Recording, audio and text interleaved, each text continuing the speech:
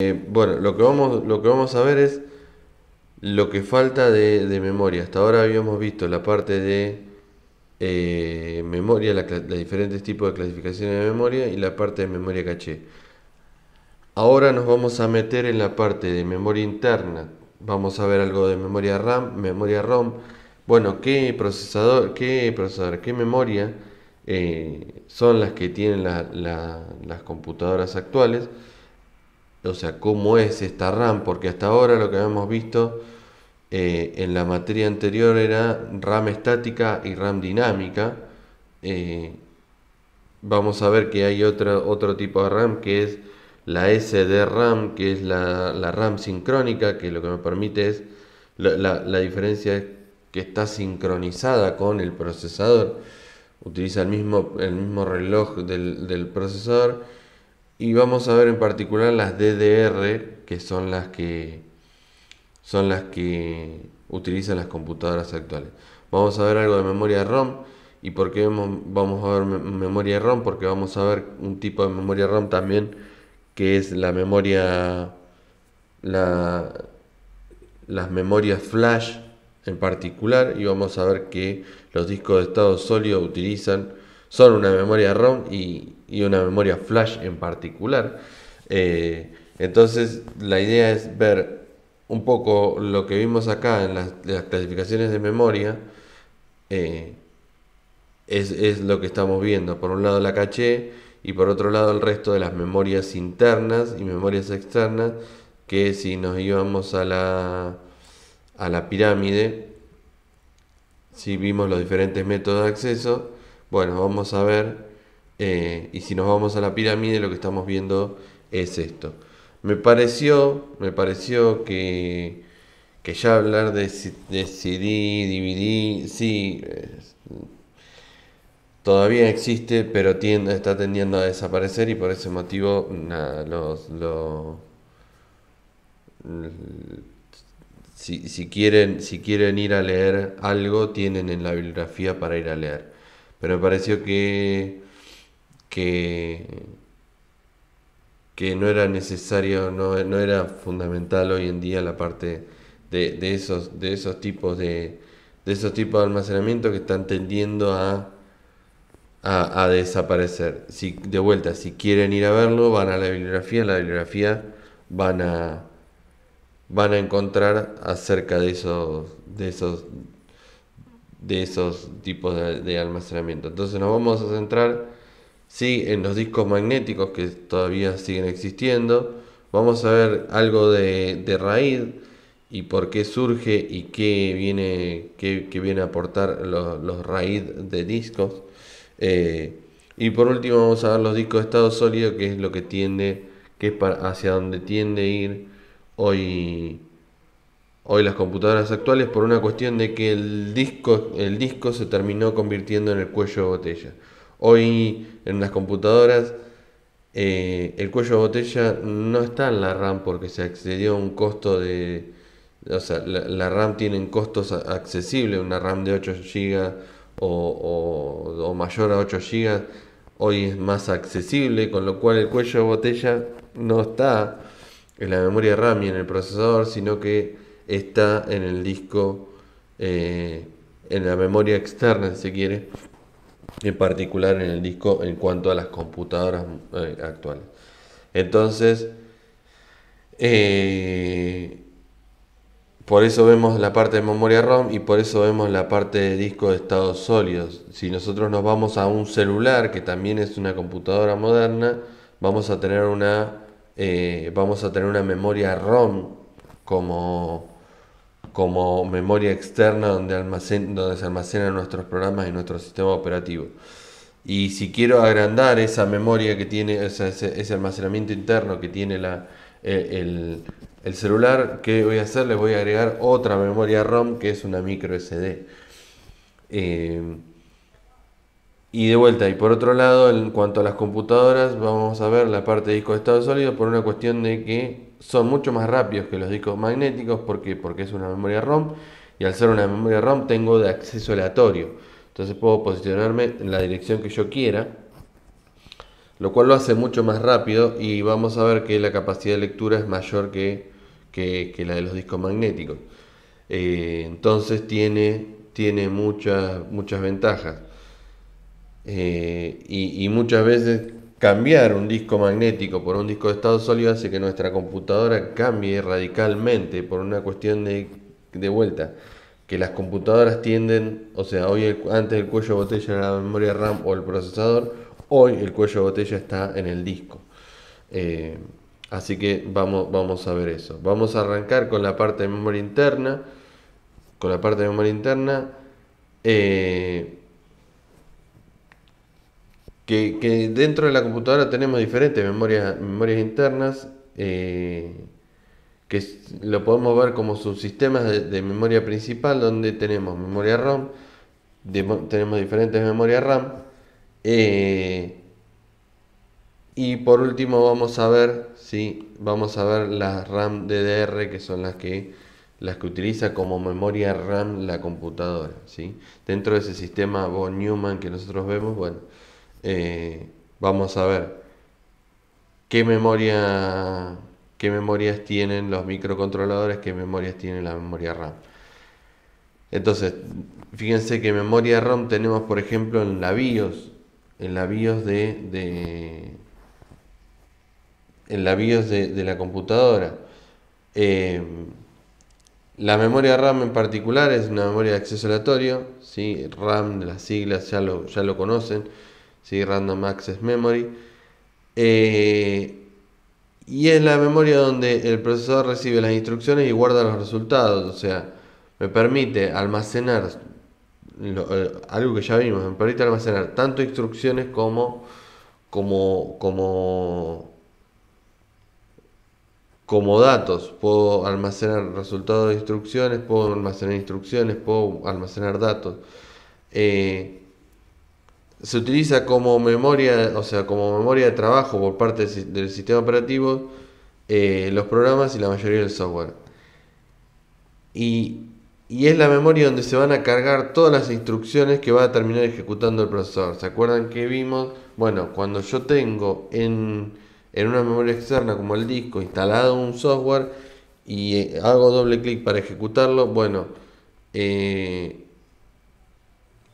ese software que yo tenía ahí instalado en una memoria externa como el disco se va a levantar a memoria principal y después el sistema operativo va a cargar y el procesador va a ir ejecutando esas instrucciones. De vuelta, se denomina de acceso aleatorio por una cuestión de que puedo leer o escribir cualquier dirección de memoria con un tiempo de espera igual en cualquier posición. A, a diferencia de métodos secuenciales que ya vimos en la clase anterior, la memoria RAM, bueno, puedo acceder a cualquier posición de memoria, tanto para leer como para escribir, y el tiempo de acceso a cualquier posición de memoria va a ser siempre el mismo. ¿Por qué? Porque accedo de manera eh, aleatoria a cualquier posición que yo quiera y no necesito pasar por otras para leer ese dato. Eh, Cuando uno enciende la computadora se ejecuta una rutina POST que verifica los módulos de memoria estén conectados de manera correcta. Yo puedo, y algo estuvimos hablando de esto, yo puedo ejecutar, o sea, puedo eh, prender una computadora sin disco, pero no puedo prender una computadora sin memoria RAM. Si ustedes hacen la prueba, desenchufan la memoria RAM, intentan prender la computadora, se va a ejecutar esta rutina POST, ¿sí? Que lo que va a hacer es va a validar la memoria RAM, eh, y si no detecta la memoria RAM va a ver que la de la computadora no va a arrancar. ¿Quién ejecuta esto? Bueno, lo va a ejecutar la BIOS. ¿La BIOS qué es? Una memoria ROM. Entonces, yo en la memoria ROM, y por eso es muy importante la BIOS, y por eso sí, en su momento se podían actualizar las BIOS. Entonces, si se dañaba la BIOS, la máquina no arrancaba. ¿Y por qué no arrancaba? Y bueno, porque la BIOS es un software que está instalado en una memoria ROM que me permite validar el sistema, validar que todo el hardware que necesita la computadora para arrancar esté correctamente, y en base a eso le da paso al disco, le decís, bueno, le da paso al sistema operativo para decirle, bueno, arranca, que tenés todo lo que necesitas para arrancar. Entonces me permite ejecutar esta rutina post, que lo que me permite es validar la memoria RAM, y a su vez permite realizar un test básico de la memoria RAM, eh, para verificar si hay errores o no. En cuanto a la clasificación de la memoria RAM, algo estuvimos viendo la, en la materia anterior, pero hay dos grandes clasificaciones. Por un lado tengo las RAM estáticas, ¿sí? Y por otro tengo las RAM dinámicas. Y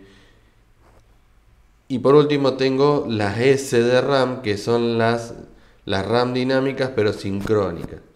Entonces nos vamos a centrar en esas. Por un lado tenemos la RAM dinámica, que lo que hace la RAM dinámica, o sea, el almacenamiento lo almacena los datos en capacitores. Lo que hace es cargar los capacitores. Lo que necesita es, bueno, una actualización con cierta periodicidad. ¿Por qué? Porque el capacitor yo lo voy a cargar, pero por la característica del capacitor se tiende a descargarse. Entonces, si tiende a descargarse, yo voy a tener que tener actualizado periódicamente el sistema de memoria, para que ese capacitor se mantenga cargado y mantenga el valor que yo quiero, para esa celda de memoria. La línea de dirección, sí, tenemos una línea de dirección que se va a activar cuando se quiere leer o escribir, y para la operación de escritura lo que hace es, o sea, en la línea de bits, ¿sí? En la línea de bits lo que hace es aplicar una señal de tensión. Tensión nos referimos a voltaje. Uno tiende a decir, bueno, tiende a decirle corriente a los 220 volts, supónganse, de una casa.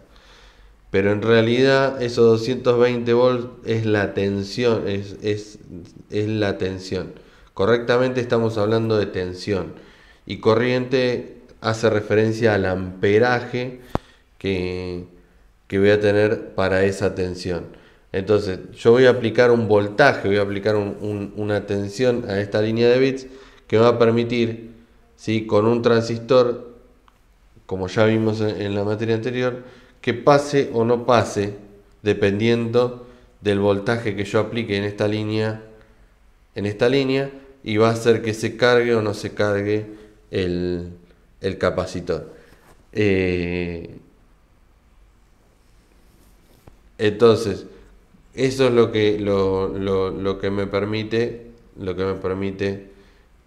esta RAM dinámica, ¿sí? Voy a trabajar no solamente con un transistor que me va a permitir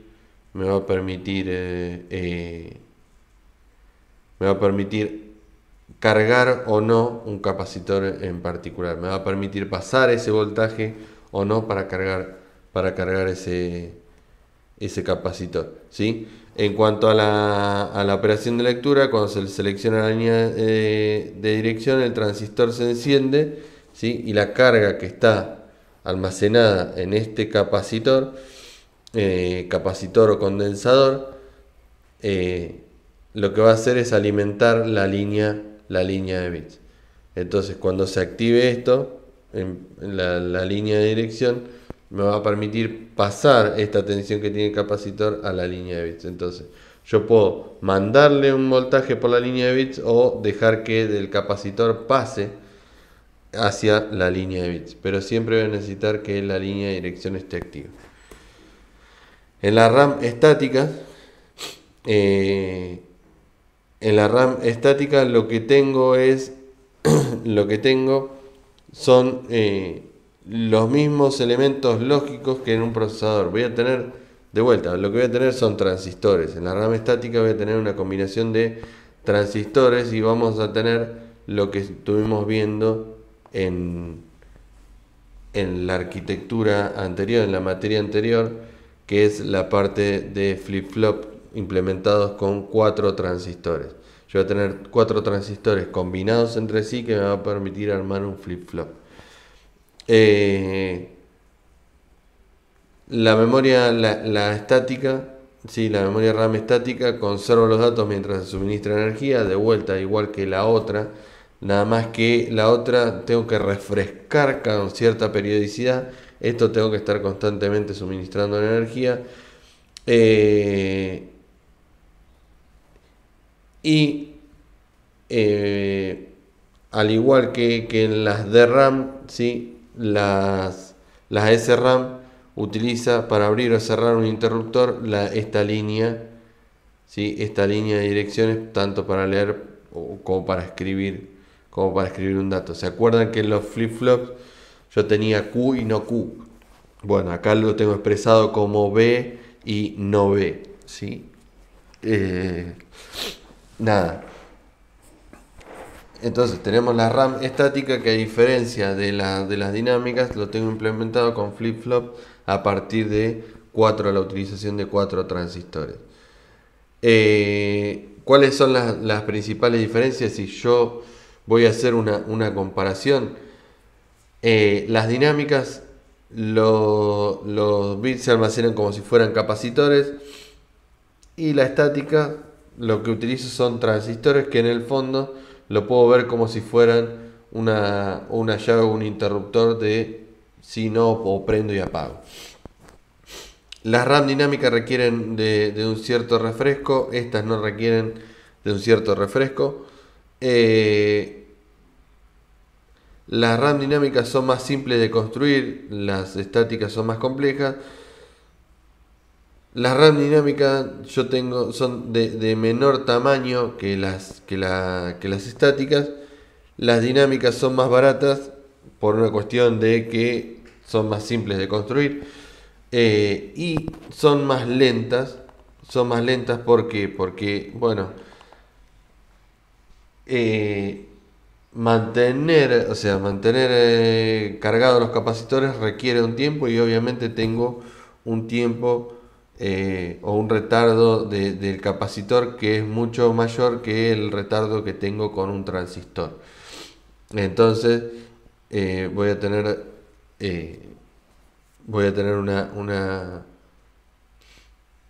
una memoria que es más lenta, obviamente más lenta que la RAM estática. ¿Dónde se utilizan las RAM estáticas? Las RAM estáticas las voy a utilizar las voy a ver en una memoria caché, y la RAM dinámica, donde la voy a ver, en una memoria principal. Entonces nosotros nos vamos a centrar ahora en las DRAM, y en particular las SRAM, que son las DRAM sincrónicas. Y tenemos que saber que las RAM estáticas son las que se utilizan en la memoria caché, que es el tema que vimos anteriormente. Acá me quedó una presentación repetida. En cuanto a la memoria principal, el componente básico de la memoria principal que tenemos en una computadora es un chip de RAM, pero la RAM dinámica tiene una limitación en cuanto a la arquitectura interna, por cómo es la interfaz con el bus de memoria del procesador. Entonces, para mejorar eso, ¿sí? La DRAM, lo primero que se hizo para mejorar el rendimiento de las DRAM, que son más lentas que las SRAM, lo que se hizo fue, bueno, agreguemos una SRAM intermedia, una RAM estática intermedia de alta velocidad entre la memoria principal y el procesador. ¿Para qué? Y bueno, para agilizar un poco esa interfaz que había, o ese retardo que había entre la memoria y el procesador. Y así aparece la memoria caché. ¿Sí? La memoria caché lo que hace es agregar una RAM estática entre el procesador y la memoria RAM. ¿Qué ventaja que tenía eso? Que es lo que vimos en la clase anterior. Bueno, la ventaja que tiene es que no tengo que ir constantemente a una RAM dinámica que hace que sea mucho más lento, sino que trabajo con una RAM estática y cuando necesito algo voy a buscar a la RAM dinámica y me lo traigo a esa RAM estática y trabajo de una manera mucho más rápida. Entonces tengo una RAM, una memoria más rápida entre el procesador y la memoria RAM dinámica, que es más lenta, la RAM de la computadora, la memoria principal de la computadora.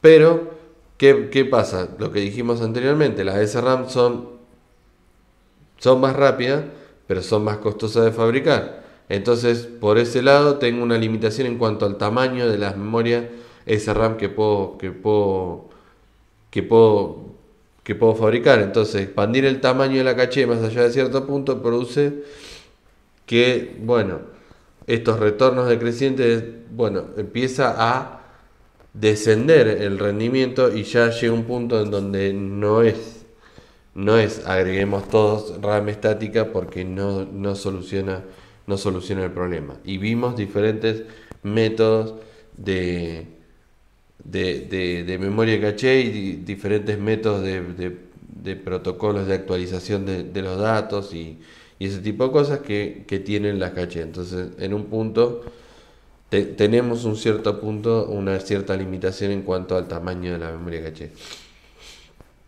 Con lo cual, poner una memoria caché gigante tampoco soluciona el problema. Y en los últimos años lo que apareció fue otras mejoras, no solo en la memoria caché, sino otras mejoras en cuanto a la arquitectura de estas RAM dinámicas y lo que hoy conocemos como SRAM y DRAM, que es lo que vamos a ver ahora.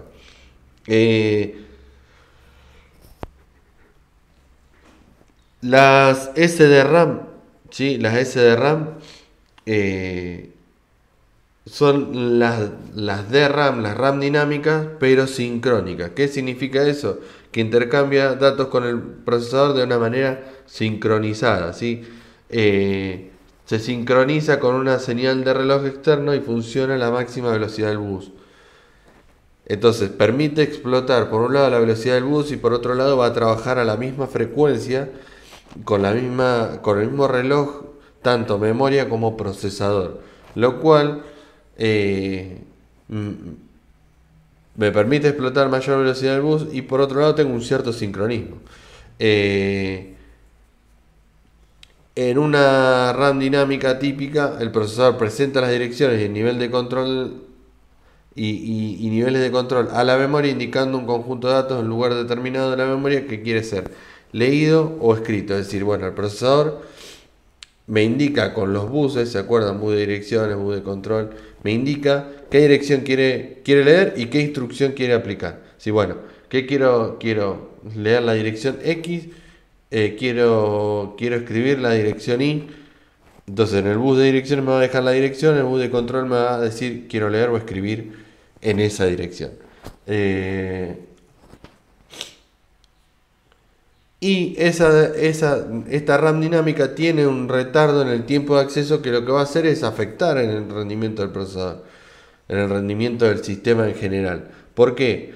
Porque, perfecto, el procesador me dejó en el bus de direcciones la dirección que quiero leer, el bus de control que quiero leer esa dirección, me va a dejar la instrucción y la RAM va a tener un pequeño retardo en, bueno, activar las líneas de filas y columnas. ¿Se acuerdan que las memorias las veíamos como una matriz de celdas de memoria donde voy a tener que activar y voy a tener un decodificador que me va a permitir decodificar la dirección y a partir de esa dirección determinar en qué celda, fila, columna quiero leer o escribir?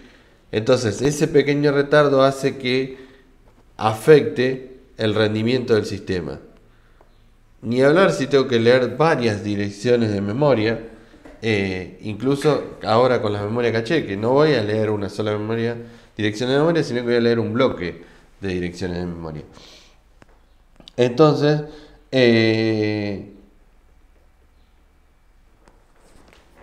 lo que, lo que, lo que tiene eso es, bueno, tengo un retardo ahí.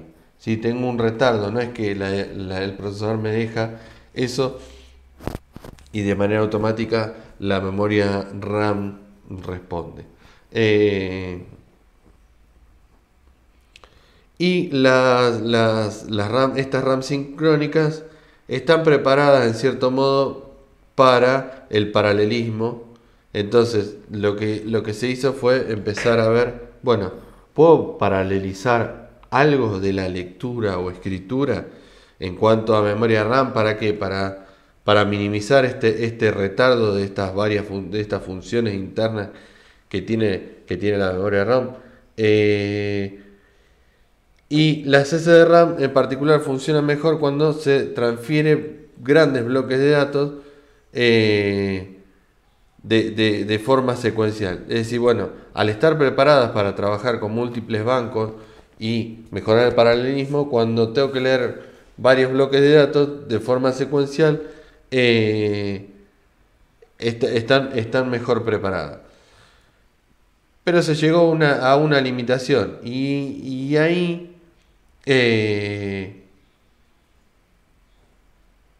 ahí es donde aparece estas DDR de RAM, que son unas SDRAM, que son unas RAM dinámicas, pero que vienen a suplir estas deficiencias que tienen las SDRAM. ¿Y cómo surgen? Bueno, surgen a partir de vuelta de estos pequeños retardos que tienen estas RAM dinámicas sincrónicas, que bueno, no todo es paralelizable y no todo es procesamiento de texto, hoja de cálculos y multimedia. Entonces, tiene ciertas características estas, ¿sí? De RAM, y de dónde viene este DDR de doble velocidad de datos.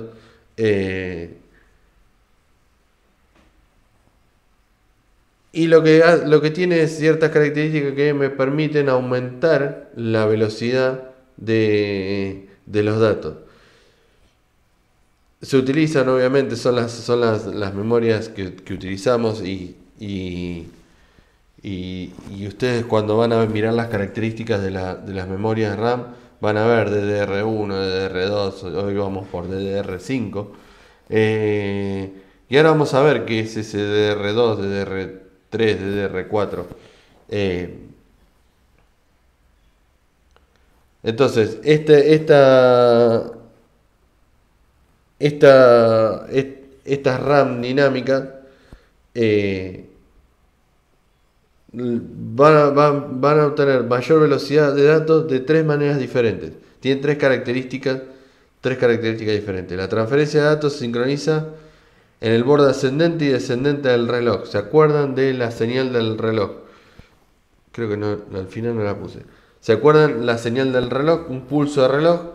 Un pulso de reloj, tengo una señal, un flanco ascendente y un flanco descendente. Lo puedo ver como una señal cuadrada. Entonces voy a tener un flanco ascendente, después se va a estabilizar y voy a tener un flanco descendente. Entonces la transferencia de datos se sincroniza con los dos bordes, tanto en el flanco ascendente como en el flanco descendente. Y lo que me permite eso es duplicar, y de ahí el término de doble tasa de datos.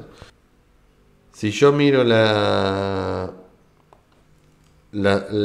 señal o el pulso de un reloj, ¿sí? Yo tengo dos flancos. Tengo el flanco ascendente, que es este, ¿sí?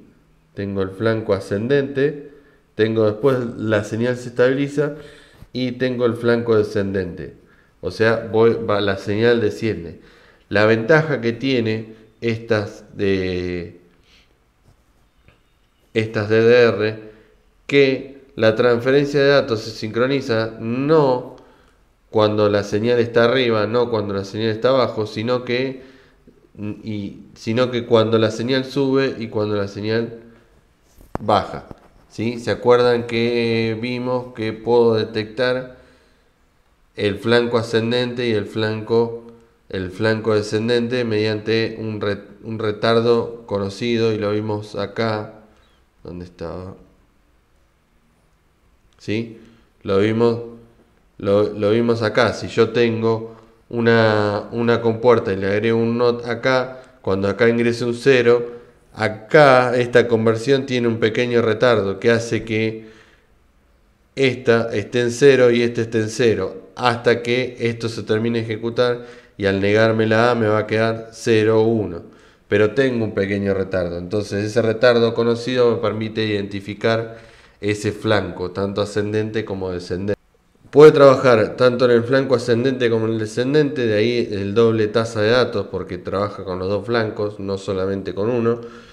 Utiliza una velocidad de reloj más alta en el bus para aumentar la tasa de transferencia, y por otro lado utiliza un buffer de 2 bits que le permite preposicionar los bits, ¿sí? Para colocarlo en el bus de datos lo más rápidamente posible.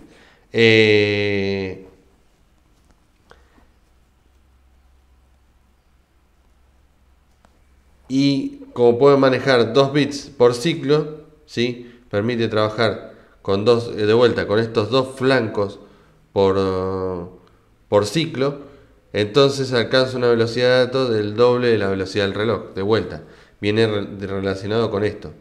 Como trabajo con el borde ascendente y el borde descendente me permite alcanzar una velocidad que es el doble de la velocidad del reloj. Y acá lo que vemos son las características de DDR1, DDR2, DDR3, DDR4. Si falta DDR5.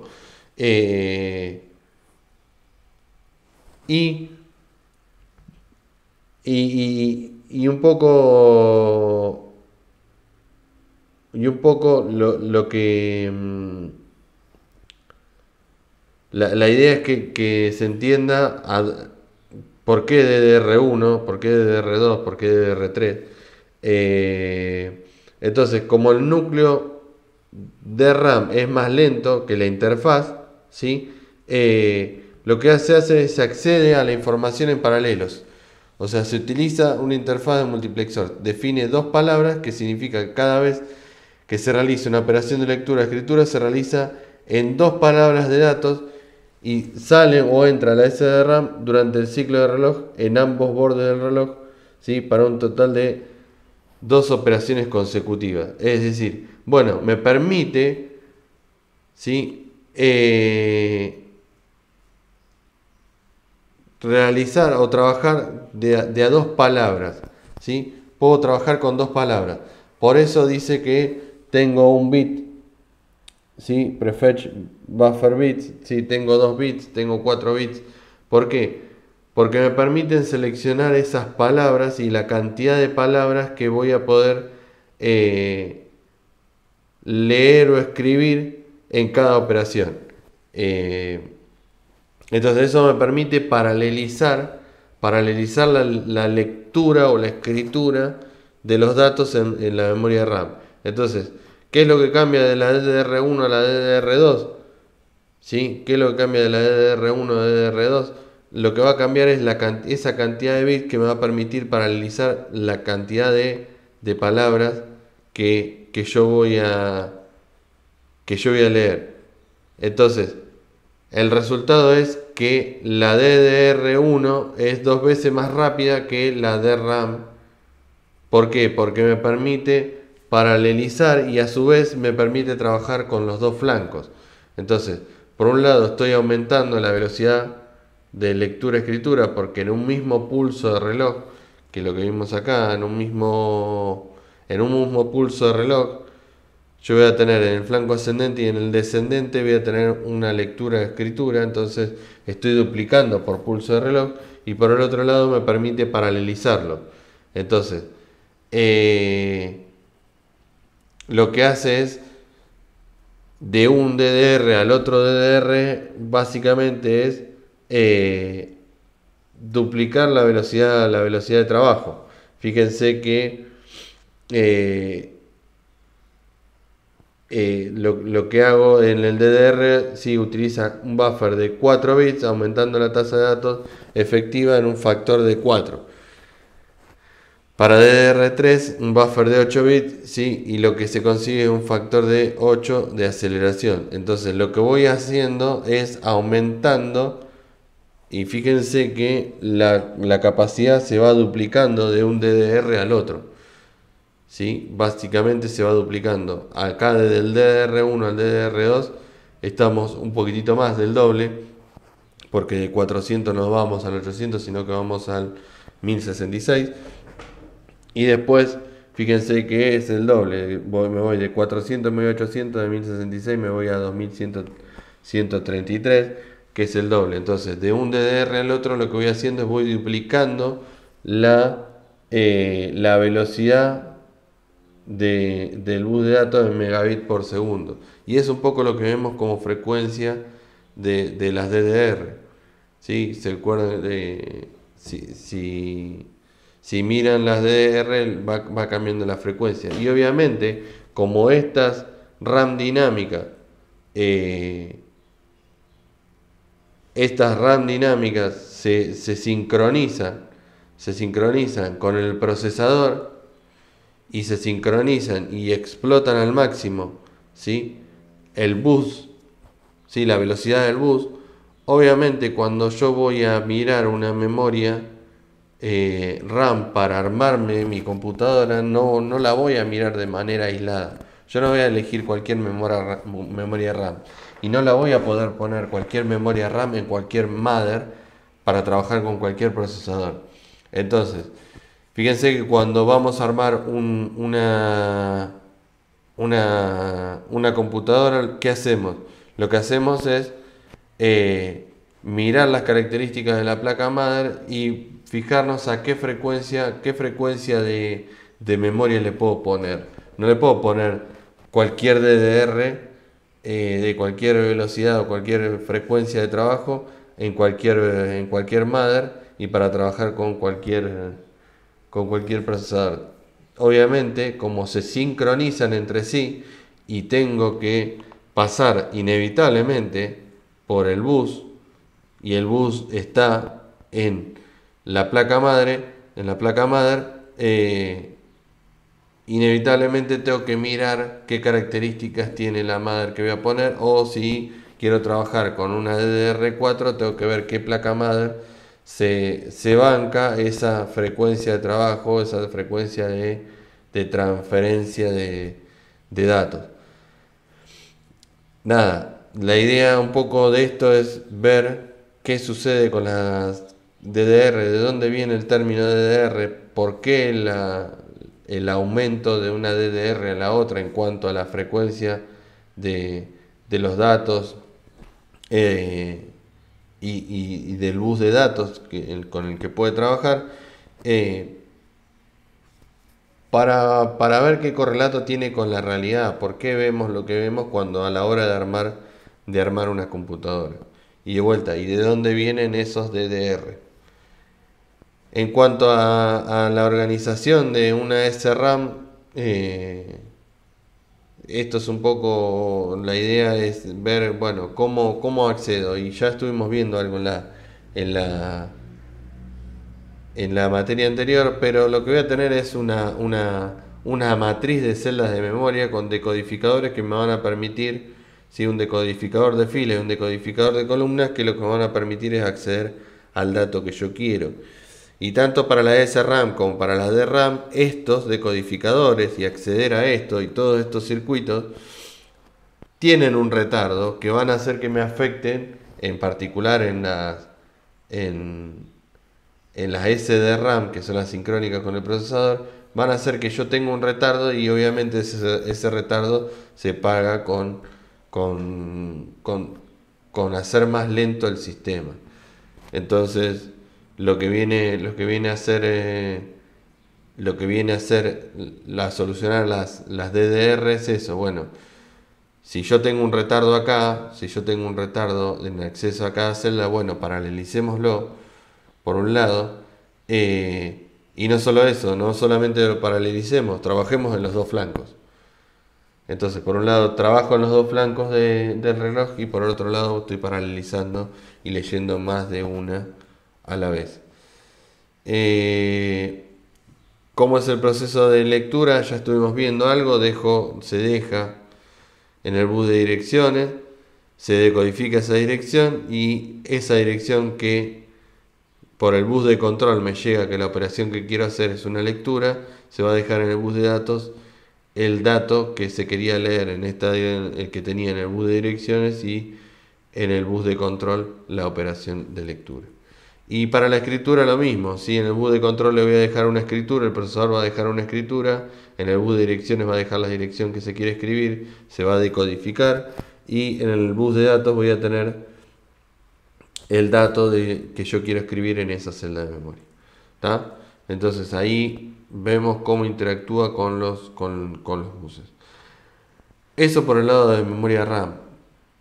¿Sí? Entonces vimos de qué manera son las RAM actuales y las RAM que vemos a la hora de armar una computadora. Y por otro lado teníamos la memoria RAM. Ya estuvimos viendo algo de esto en la materia anterior, pero surgen pero lo vamos a ver porque se aplican a almacenamiento externo, ¿sí? de una computadora. Entonces, por un lado tenemos la memoria RAM y por el otro lado la memoria ROM, y esta memoria ROM que surge de solo lectura, que son más económicas de la memoria RAM. ¿Por qué surgen como de solo lectura? Y bueno, porque hoy en la actualidad son de lectura-escritura. No, antes, y lo vemos acá, ¿sí? En la clasificación. Las memorias ROM eran de solamente escritura. Después surgen las ROM programables o las PROM, que podían programarse, ¿sí? Y que se podían programar pero que se quemaban porque tenían diferentes fusibles y después no se podían borrar. O sea, una vez que las grababa, si quería grabar otro programa tenía que agarrar otra memoria, otra PROM. Después aparecieron las EPROM, que podían borrarse con luz ultravioleta. Y una vez que uno la grababa, después podía borrarla, tenía que sacar, tenían una ventanita, como si fuese una ventanita, el chip o el circuito integrado tenía una ventanita arriba que si uno le aplicaba una luz ultravioleta podía borrarse y podía grabarse después otro programa, volver a grabarse. Entonces, y el último paso son las EPROM o las EEPROM, que son las EPROM, estas que se podían borrar,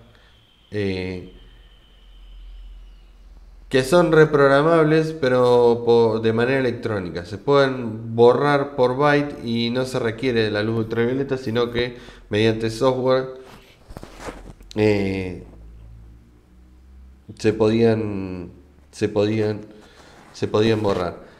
¿Cuáles son las más conocidas? Las más conocidas son las memorias flash, ¿sí? Las memorias flash, las micro CD, la micro CD yo tengo una memoria ROM. En los microcontroladores, en los Arduinos que vimos en las clases anteriores, tengo, ¿sí? una memoria ROM. Entonces, ¿y por qué lo vemos?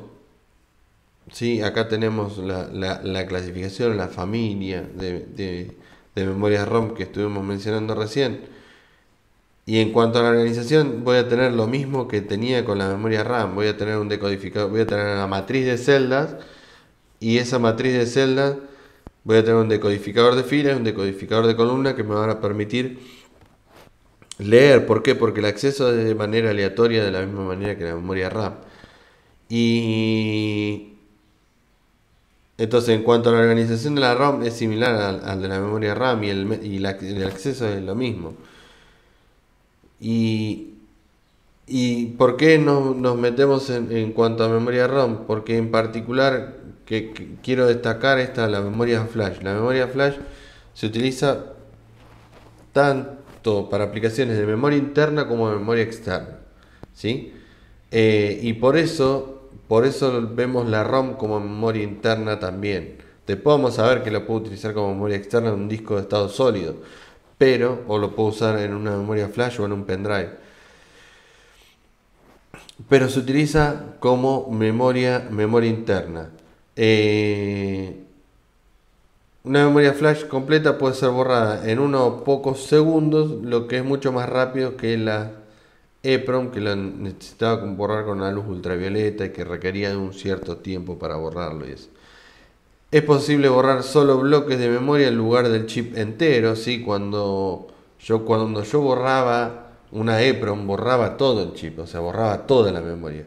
Acá en las memorias flash tiene la particularidad que puedo borrar algunas celdas de memoria o bloques de memoria y no necesito borrar toda la memoria, como si sucedía en estas EEPROM. De vuelta, tenía una ventanita, la ponía en una caja con una luz ultravioleta y borraba todas las memorias ROM, pero la borraba toda, ¿sí? La memoria flash recibe el nombre porque em, nada, está organizado con celdas de memoria de vuelta, como la memoria RAM, tengo una matriz de celdas de memoria, eh, y que la podía borrar en una sola acción o en un flash o sí, de ahí viene el nombre, ¿sí? Eh, yo puedo borrar a nivel de bloques, pero no puedo, o sea, no proporciona un borrado a nivel de byte. Entonces yo voy a borrar a nivel de bloques de memoria. Una celda de memoria flash, ¿sí? Eh, tiene, ¿sí? A la celda de memoria se le agrega un transistor, de la misma manera que, que en la memoria RAM. ¿Sí? En la memoria RAM se acuerdan que en la RAM dinámica tenía... vamos acá, va a ser más fácil de ver. ¿Sí? Acá, en la RAM dinámica, ¿sí? En la RAM dinámica yo tenía un transistor y un capacitor. La diferencia con la memoria ROM es que en lugar de tener un capacitor tengo una capa de óxido que me permite modificarla, ¿sí? Me permite modificarla. Tiene un transistor que me permite pasar o no voltaje para modificar, ¿sí? Esta capa fina de óxido, que es lo que va a terminar ahí almacenando un dato de manera permanente, ¿sí? ¿Cómo funciona esa capa de óxido? Al aplicarle un gran voltaje a esa capa de óxido hace que los electrones hagan un túnel a través de esa capa de óxido y, y queden atrapados, ¿sí? Con ese transistor en particular. Y al quedar ahí, ¿sí? No se borra. De vuelta, estoy modificando una, una capa de óxido que lo que voy a hacer es modificar su estructura interna y hace que el dato se quede almacenado y no necesite de, de estar alimentando.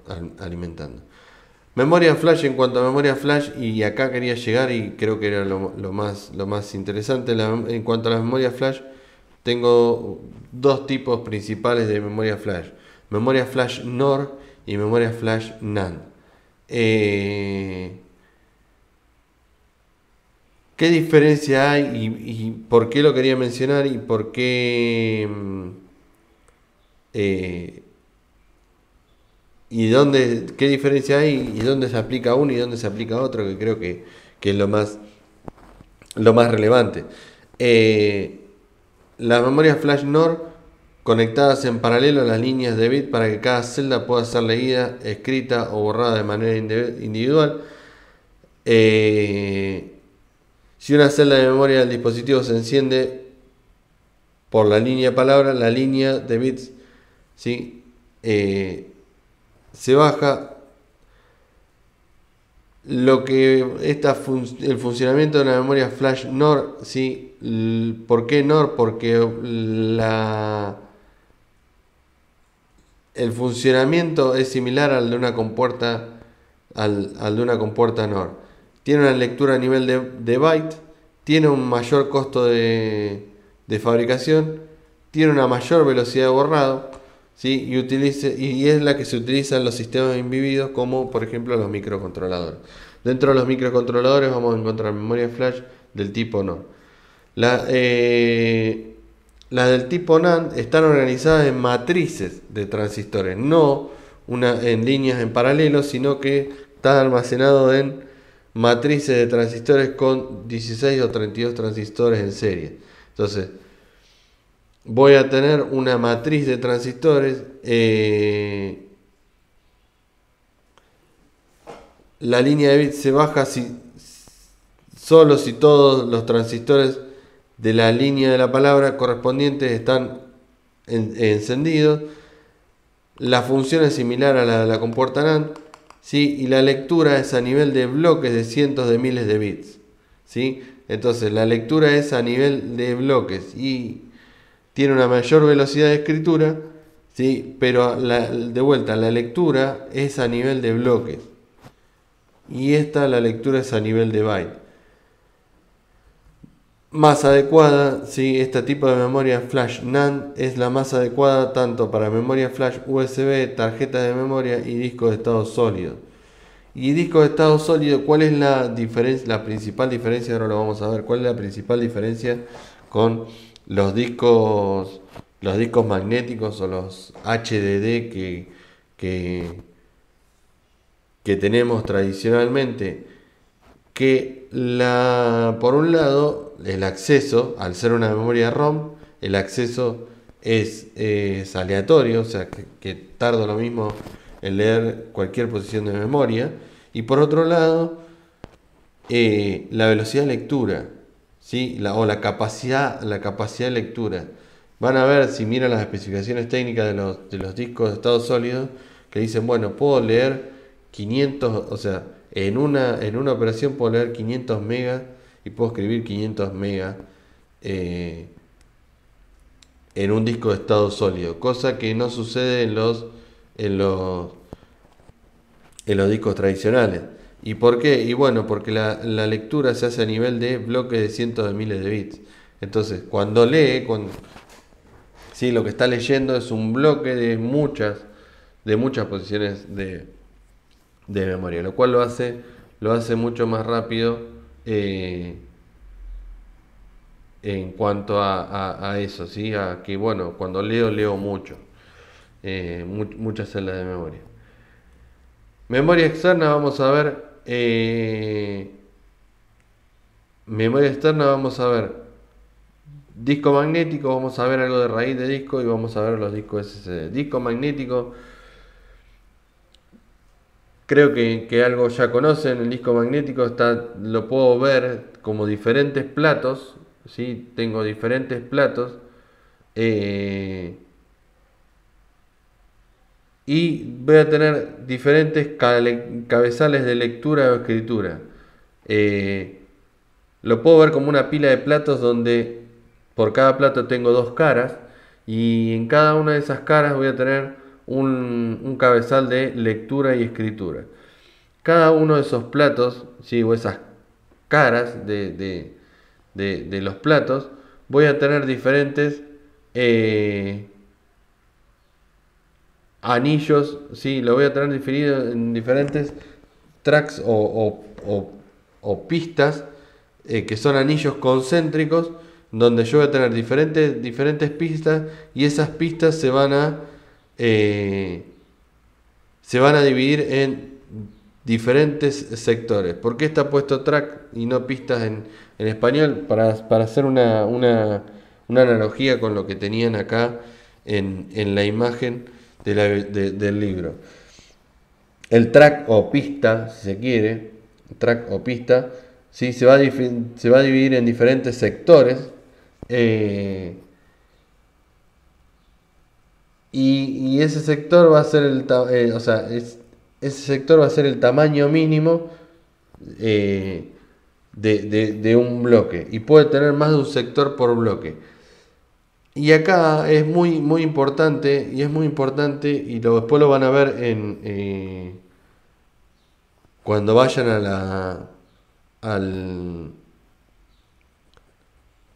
la materia de sistemas operativos. ¿Por qué? Porque, perfecto, yo el disco lo puedo dividir de esta manera.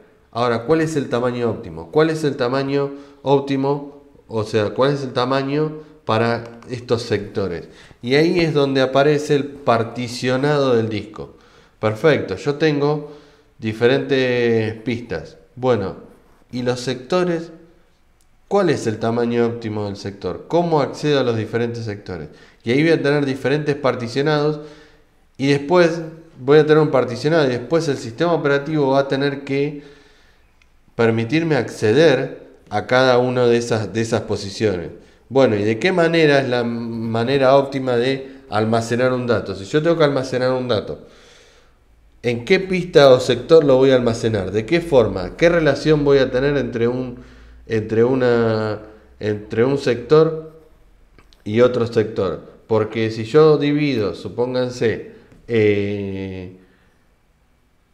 divido los sectores en tamaños, por poner un valor totalmente arbitrario, de que cada sector ocupe medio mega, y yo tengo un archivo que ocupa 2 megas, voy a necesitar de 4 sectores. Esos 4 sectores van a ser 4 sectores consecutivos. ¿De qué pista? ¿Van a estar alternados? Una cosa es cuando recién arranco, donde yo tengo el disco y yo grabo un dato y lo voy a poder almacenar de manera consecutiva. Ahora, ¿qué pasa si yo esos 2 megas que había guardado los borro? Y quiero guardar un archivo de 3 megas. Pero después de ese archivo de 2 megas que había guardado antes, había guardado otro dato. Entonces ya el de 3 megas no me entra en ese hueco que tenía para los 2 megas. Entonces voy a necesitar, ¿qué hago? Divido y guardo 2 megas y el otro mega que me resta lo guardo en otro lado. Guardo todo de manera consecutiva. Bueno, y ahí aparece el sistema operativo para administrar eso. Y no solamente para administrar eso, sino que cuando, seguramente lo han escuchado, que en algún punto, y sobre todo cuando trabajan con Windows, tengo que desfragmentar el disco. ¿Y qué significa desfragmentar el disco? ¿Qué significa desfragmentar el disco? Justamente eso, que todos esos huecos que me quedaron porque fui escribiendo y borrando, entonces viene un nuevo archivo y no entra en ese hueco y ya lo tengo que dividir y ponerlo en bloques separados. Esa separación y que yo tenga un archivo en diferentes lugares y no lo tenga de manera consecutiva, obviamente afecta a mi performance. ¿Por qué? Porque para leer un archivo el cabezal se tiene que mover varias veces para después volver a armar ese archivo porque no está de manera consecutiva. Entonces el desfragmentar el disco lo que hace es, bueno, juntemos todos los archivos que tengo hasta ahora, bueno, juntarlos todos y ponerlos todos juntos. ¿Para qué? Para que si viene un nuevo archivo, ¿sí?, lo empiece a guardar en la parte de atrás, si se quiere, ¿sí?, en la parte no utilizada, y se pueda almacenar de manera consecutiva, y que todos los archivos que tengo hasta el momento, bueno, los tenga de manera consecutiva. Entonces, por eso se desfragmenta el disco y por eso afecta a la performance cuando yo desfragmento el disco. ¿Por qué? Y porque el disco está todo fragmentado o subdividido en diferentes partes y cada archivo está guardado en diferentes partes y yo lo que hago es juntarlos todos. Entonces es más fácil para leer y para escribir ese tipo de cosas. Entonces, por un lado tengo el disco magnético y por otro lado tengo el Por otro lado tengo el particionado, ¿sí? Después aparece el RAID, ¿sí? Que es el RAID de discos. El RAID de discos es un conjunto de discos que funcionan de manera independiente pero en paralelo. Eh, es decir, bueno, tengo un conjunto de discos que trabajan todos juntos, eh, o sea, que son discos independientes, son discos, diferentes discos, pero que yo los pongo a trabajar de manera en paralelo. Existe una gran variedad de formas de organizar los datos y añadir redundancia para mejorar. O sea, ¿qué me permite el RAID de disco? Eh, Me permiten, por un lado, aumentar la capacidad de almacenamiento y por otro lado, me permite mejorar la fiabilidad teniendo redundancia. ¿Por qué? Porque yo puedo tener en un disco un dato y después tener una copia de manera, o sea, en tiempo real, tener una copia de, de ese disco. ¿Sí? Entonces, hay un estándar para estos diseños, ¿sí? Estos diseños de raíz de discos, de conjunto de discos trabajando de manera paralela, eh, que se llama, que se lo denominó raíz, ¿sí? Es un arreglo redundante de discos independientes, de discos trabajando, o sea, discos independientes que trabajan juntas. Entonces, existen 7 niveles diferentes, del 0 al 6, que tienen diferentes características y me permiten hacer diferentes cosas. El RAID 1 es un conjunto de unidades de el RAID, ¿sí? Las tres características fundamentales que tiene que tener para considerarse un RAID, ¿sí? Es que es un conjunto de discos físicos que el sistema operativo considera como una única unidad lógica. Para el sistema operativo, aunque sean discos físicamente separados, lo considera como una única unidad de almacenamiento. Los datos se distribuyen entre las unidades físicas de un conjunto de esquemas conocido como stripping, ¿sí? Y la capacidad de disco redundante se utiliza para almacenar información de paridad, lo que garantiza la capacidad de recuperación de datos en caso de que un disco falle. ¿Qué me permite? ¿Sí? Tener una característica, tiene una característica que me permite tener una,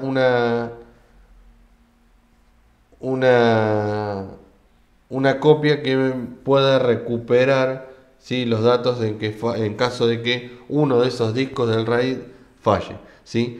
Los RAID utilizan múltiples unidades de disco y distribuyen los datos de manera tal que permite en simultáneo que me permite el acceso simultáneo a los datos de varias unidades. ¿Qué quiere decir? Yo puedo tener un dato que pertenezca a diferentes discos físicamente separados, pero que como para el sistema operativo es uno solo, ¿sí? Yo puedo acceder de manera simultánea a diferentes discos y traerme un dato que esté almacenado justamente en diferentes discos de manera física, que para uno es transparente, pero para el sistema operativo debe administrarlo, ¿sí? Y lo que me permite es aumentar, obviamente, aumentar la capacidad de almacenamiento.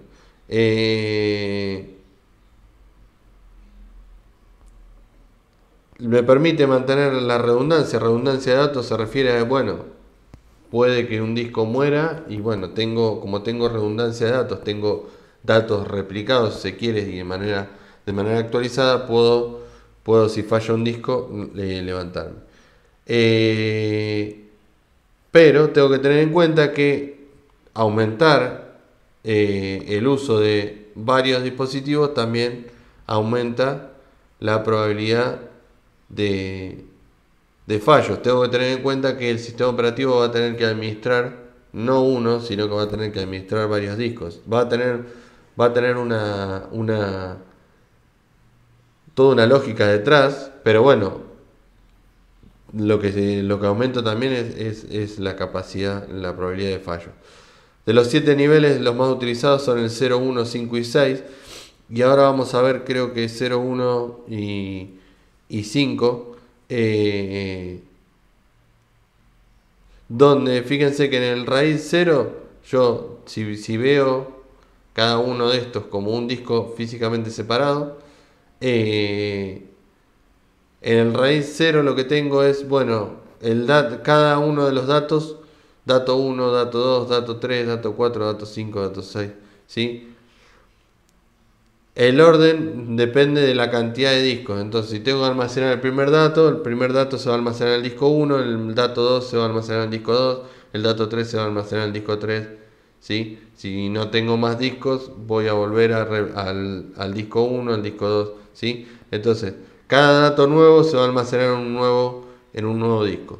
El raíz 1 lo que me permite es tener la información duplicada. Entonces, cada uno de los datos lo voy a tener replicado en un disco,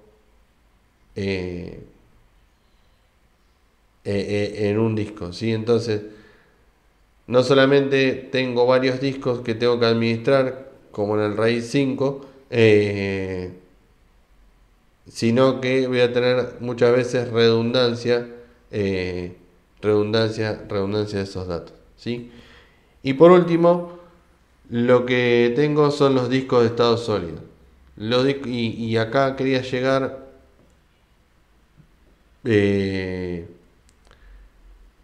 porque es de vuelta, volvemos a lo mismo, el cuello de botella se terminó convirtiendo en el disco y hoy la mayoría de las máquinas empiezan a traer un disco de estado sólido, aunque no sea para almacenamiento de todo el disco, sino muchas veces traen un híbrido donde tienen un disco de estados sólidos para el arranque, y otro disco HD, un disco magnético o HDD para el uso diario. Disco de estado sólido. ¿Por qué de estado sólido? Porque hace referencia a que está construido con semiconductores. Esa placa, ¿se acuerdan que vimos? Esa placa de óxido, ¿sí? Que es un semiconductor. Me permite almacenar un dato y por eso es que se lo considera así disco de estado sólido.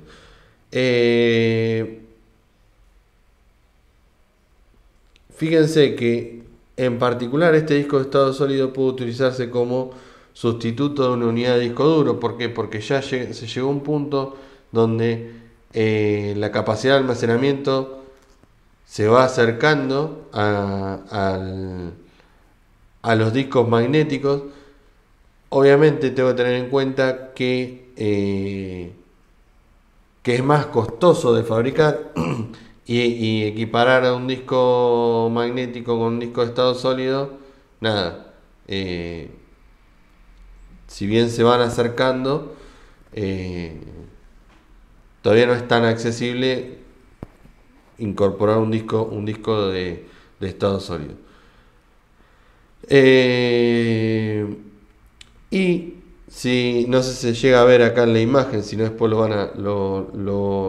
van a poder ver mejor en la presentación, pero en particular este disco, que es un disco de Samsung, tiene estas compuertas, estas memorias flash NAND, que, como decíamos, me permiten tener un mayor tamaño porque son más sencillas de fabricar. Tengo lectura de grandes cantidades porque leo a nivel de bloques de miles de bits, y por otro lado la escritura es mucho más rápida. Y no solamente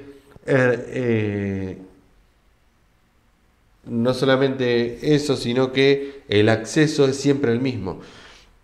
Lo que veíamos acá es que el acceso depende de fragmenté, no desfragmenté el disco, cómo están justo el dato que yo quiero leer, en cuántos sectores están, qué tan distanciados están esos sectores. uno de otro a la hora de leer un dato. Y por otro lado tengo todo un sistema mecánico, tengo un conjunto de platos que gira y un cabezal que se va a posicionar en una pista o sector para leer un dato en particular. Entonces tengo todo un sistema mecánico que hace que sea la lectura o la escritura sea lenta. En cambio acá en los discos de estado sólido, por ser una memoria flash, que es una memoria ROM, y que es la memoria ROM, tengo el acceso de manera aleatoria, entonces el tiempo de acceso es siempre el mismo para cualquier posición de memoria. Si quiero más detalle, obviamente voy a mirar lo que ya vimos de memoria ROM. Y por último, ¿qué ventajas tienen los SSD con respecto a los discos magnéticos o los HDD? Lo vamos a ver, se los puse así porque lo vamos a encontrar así cuando busquemos, cuando hablemos de discos. Y en las especificaciones de las computadoras lo van a ver como HDD o hard disk. Entonces, ¿qué ventajas tiene un disco de SSD? Bueno, tengo operaciones de alto rendimiento de entrada-salida por segundo. ¿Sí? Aumenta el rendimiento de las entradas-salidas. ¿Por qué aumenta? Y por lo que ya vimos del acceso aleatorio y la forma de lectura.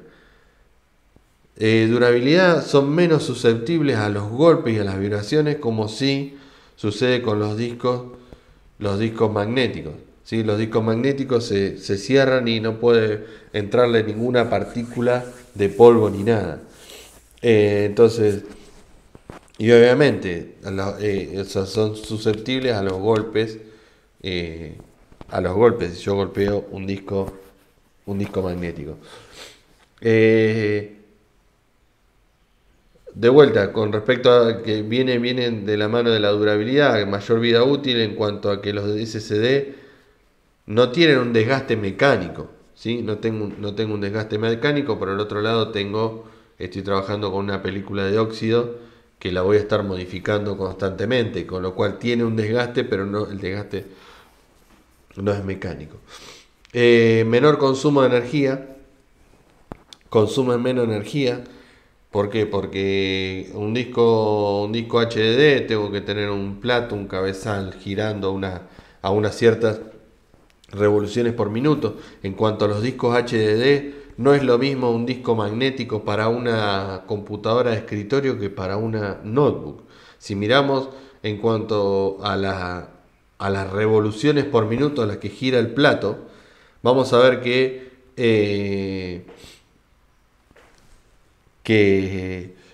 en un disco HDD o un disco magnético para una notebook estamos trabajando en 5400 revoluciones por minuto, cuando en un disco de PC, un disco magnético de PC de escritorio, están 7200. ¿Y por qué? ¿Y por qué? Y bueno, porque requiere un mayor consumo de energía.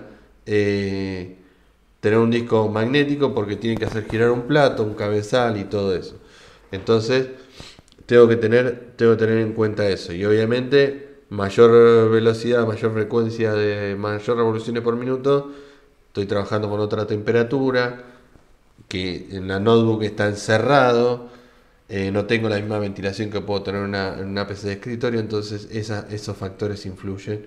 Y obviamente tener un disco magnético de menos revoluciones por minuto en una notebook hace que sea mucho más lento, ¿sí? Por eso les decía, el cuello de botella está en el disco, y poner un SSD hoy en día en una notebook van a ver que el cambio es muy grande. No solamente en esto, sino que tengo estas operaciones, capacidad de funcionamiento más silenciosa y fresca, si se quiere, en cierto modo. No requiero de tanta refrigeración, ¿sí? O de tanta ventilación. Y tengo menores tiempos de acceso y tasas de latencia, son más de 10 veces más rápidos que los discos giratorios. Ni hablar si estamos hablando de un disco de notebook, ¿sí? Que trabaja una menor frecuencia de trabajo, un disco magnético que en los discos de las PC de escritorio. Entonces, tengo una mayor velocidad de acceso, tanto de lectura como de escritura de un disco SSD con respecto al disco magnético, ¿sí? Y fíjense acá, me pareció que estaba buena la comparación de los discos de estado sólido con los discos tradicionales, los discos magnéticos, los discos duros, los hard disks.